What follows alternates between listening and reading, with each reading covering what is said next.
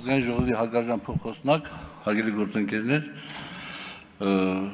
խաղաղությունը լավ բան է, իհարկե։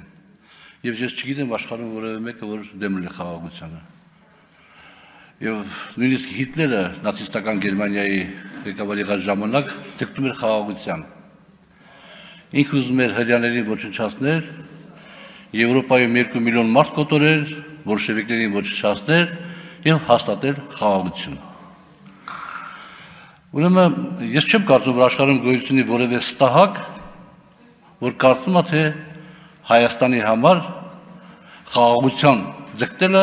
կասկածի ենթարկի մեր պետության կողմից, մեր ժողովրդի կողմից, մեր իշխանության կողմից խաղաղության ձգտելը։ Ես չեմ կարծում, որ աշխարհում գոյություն ունի որևէ ստահակ, որ հակառակն է մտածում, որ հայ ժողովրդի համար եւ հայոց պետականության համար դա շատ կարեւորագույն իրողություն է։ Հիմա Վաշինգտոնյան փաստաթղթերը փաստորեն դրանք շատ կարեւոր փաստաթղթեր են, շատ կարեւոր այսպես կոչված ստորագրություններ են տեղի ունեցել, բայց դեպքերի այս կամ այն զարգացման դեպքում այո, մենք կարող ենք ունենալ շատ լավ արդյունքներ եւ մենք կարող ենք ունենալ շատ վատ արդյունքներ։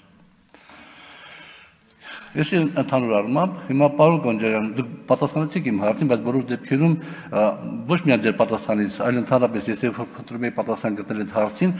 երբ որ մենք տրամադրում ենք անխոչնդոտ ճանապարհ մեր պետական տարածքի վրա։ Դրա փոխադարձ առավելությունը, օրինակ, եթե մենք ստանայինք նույն բանը Երասխավանից Մեղրի գնալու իմաստով, ես կհասկանայի, որ դա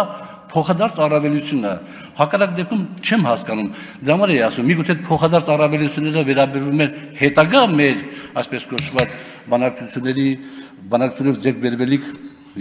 դրսևորումներին։ Շնորհակալություն։